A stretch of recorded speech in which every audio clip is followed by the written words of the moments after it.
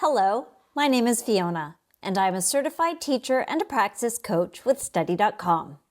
Are you preparing to take the Principles of Learning and Teaching Grades 7 to 12 exam?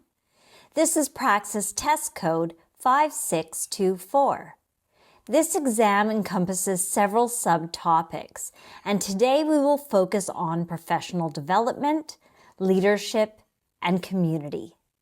Let's review the types of questions you can expect to encounter on the exam. Problem number 1. The professional development resource, known as a webinar, is beneficial because of which of the following? It allows participants to present their own material in the seminar. It contains information that cannot be found elsewhere. It is designed to be pre-recorded and edited to eliminate mistakes, or it allows many people to have access to an educational seminar without the need to travel. A webinar is not primarily beneficial because it allows participants to present their own material, although interactive elements can be included. It may contain unique information, but that's not its main advantage. While it can be pre-recorded and edited, the key benefit lies elsewhere. The primary advantage of a webinar is that it allows many people to access an educational seminar without the need to travel, providing convenience and broad accessibility. Problem number 2. On a typical day, which of the following support staff would have the most contact with a student with cerebral palsy in a classroom? A therapist, a counselor, a principal, or a paraeducator? A therapist might provide periodic support, but not daily classroom contact. A counselor typically deals with students' emotional and academic issues, but not daily assistance.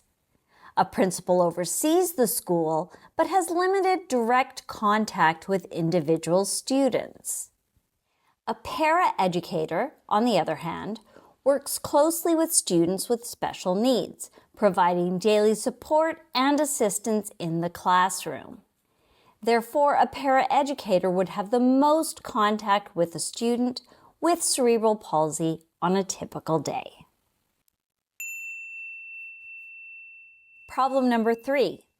Which of the following is a critical skill for a teacher looking to effectively navigate and utilize online research databases for educational purposes?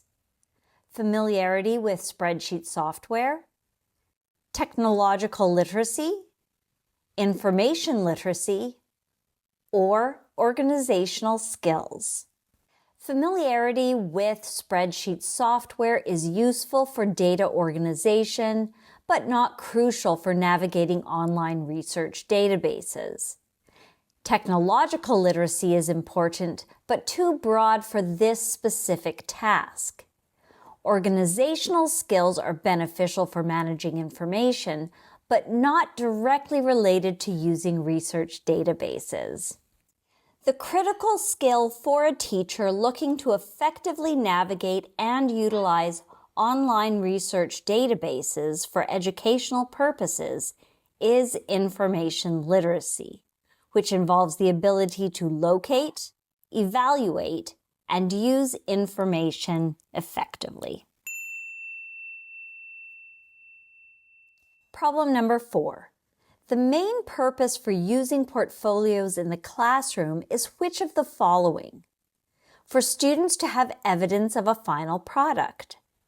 For students to have material to go back and study for exams. For teachers to have materials on hand that are easy to grade. Or for students to show evidence of how they have progressed in their work. While having evidence of a final product is useful, it's not the main purpose of using portfolios. Similarly, providing material to study for exams is beneficial, but not the primary goal. Making grading easier for teachers is a helpful byproduct, but not the main reason for using portfolios either. The main purpose of using portfolios in the classroom is for students to show evidence of how they have progressed in their work, demonstrating growth and development over time. I hope this video has clarified the types of questions you'll find in the Professional Development, Leadership, and Community section of the Praxis 5624 exam. If you found this information helpful, please like and subscribe to our channel. With Study.com's support, you will feel well-equipped and well-prepared for exam day. Best of luck with your preparations and your exam. Bye for now.